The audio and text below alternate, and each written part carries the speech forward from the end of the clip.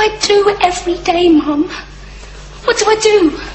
Get up, catch the bus, go to work, come back home, eat chips and go to bed. Is that it? It's what the rest of us do. But I can't. Why? Because you're better than us? No, I didn't mean that.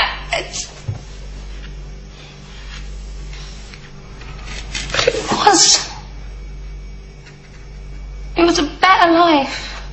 And I don't mean all the travelling and seeing aliens and spaceships and things. That don't matter. The doctor showed me a better way of living your life. You know he showed you too. That you don't just give up. You don't just let things happen. You make a stand. You say no. You have the guts to do what's right when everyone else just runs away.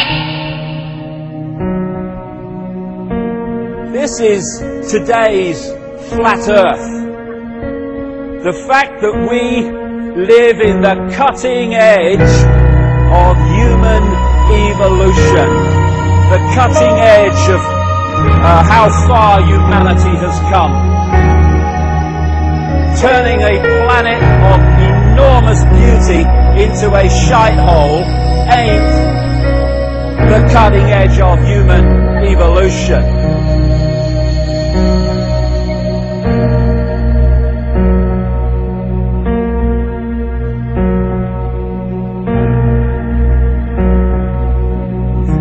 As Michael Elner said, just look at us.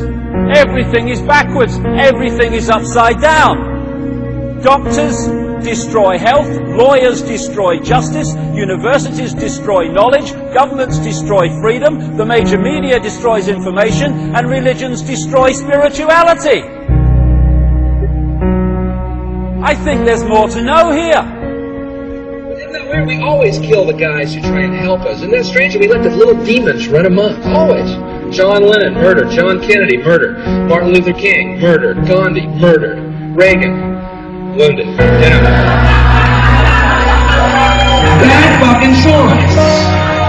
You find that people that are in positions of apparent power, like prime ministers and presidents, are actually puppets of the real power, which doesn't put itself on public display. Why would it? I mean, does anyone really think that George W. Bush is running America? He probably couldn't tie his shoelaces, never mind run a country. I have this feeling, man, because you know there's a handful of people actually run everything. That's true. It's provable. It's not a I'm not a conspiracy nut. It's provable. Handful, very small elite run and own these corporations, which include the mainstream media.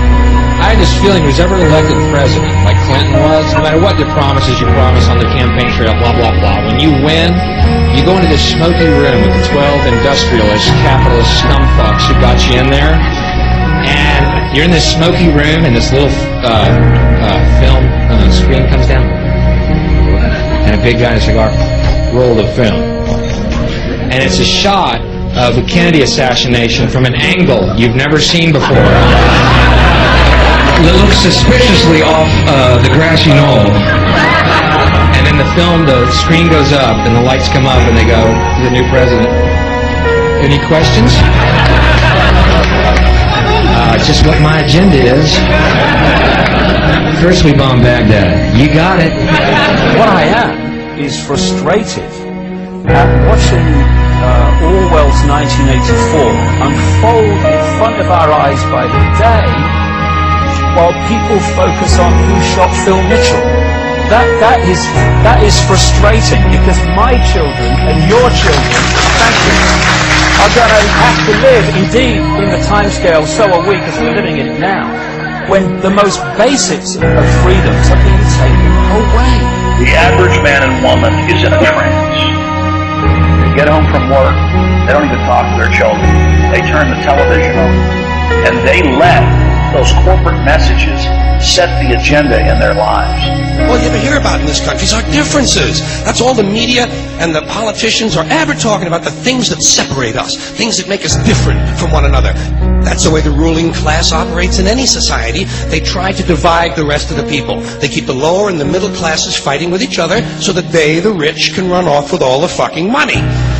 fairly simple thing happens to work. You know, anything different, that's what they're going to talk about. Race, religion, ethnic and national background, jobs, income, education, social status, sexuality, anything they can do, keep us fighting with each other so that they can keep going to the bank. Divide and conquer is the motto. And as long as people continue to see themselves as separate from everything else, they lend themselves to being completely enslaved. We've all seen vast herds or flocks of sheep controlled by a sheepdog and an authority figure called a shepherd. You imagine if just a significant number, not even half, of those sheep said, we're not going to succumb to fear of the sheepdog, and we are going to go our own way. And those sheep start going in their own way, they start expressing their uniqueness, and they stop acquiescing with the authority figure and succumbing to fear. Where's the power of the shepherd now? Where's the power of the sheepdog now? They have no power except in acquiescence by the mass of the sheep to the perceived power that they have. We need to start seeing humanity in these terms very, very quickly. I've seen these ants do great things.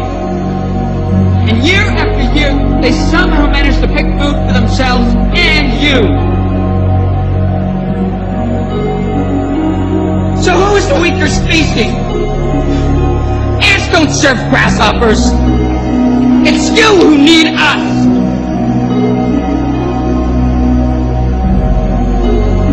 You know what, you go through all these different levels of how we are attacked mentally, emotionally and physically to suppress us and to hold us in the box, in the bubble. That tells us something about us. What people don't realize. Oh, it's negative. No, it's not negative. It's extremely positive if you want to use those terms. Because it's telling us who we really are. The level of suppression on multi-levels, in multi-ways, that they've had to go to and continue to go to hold us in servitude shows the potential of genius and magnificence that we really are. And that's our natural state. This is the difference between the power of our Creator and anything else, particularly evil. That you can go into a pitch black room full of evil, full of darkness, and light a little candle, and instantly that darkness flees.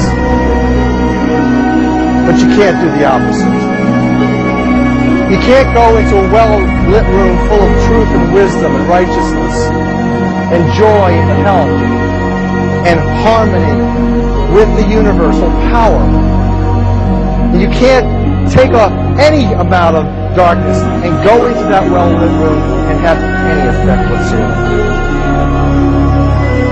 That is the metaphor which I frequently think of when I think that I'm not empowered. It is the greatest lesson for me, and I think for everybody else, to know that we're on the winning side and that we're winning. Today, a young man on acid realized that all matter is merely energy condensed to a slow vibration, that we are all one consciousness experiencing itself subjectively. There is no such thing as death. Life is only a dream, and we are the imagination of ourselves. Here's Tom with the weather.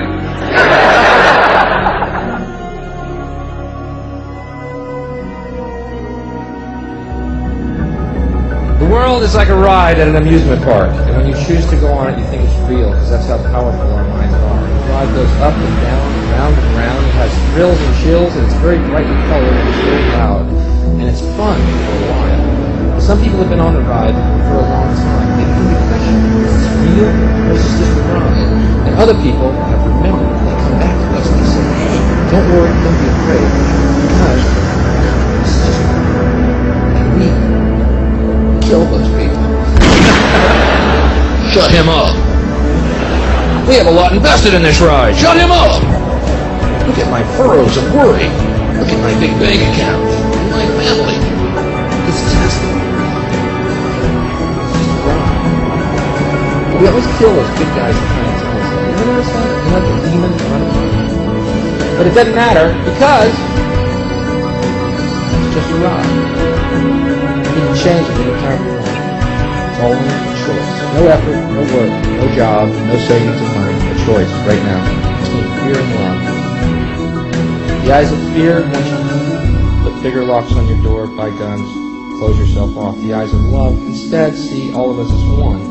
Here's what we can do to change the world right now to a better ride. Take all that money we spend on weapons and defense each year and instead spend it feeding, clothing, and educating the poor of the world, which it would many times over, not one human being excluded, and we can explore space together, both inner and outer, forever in peace.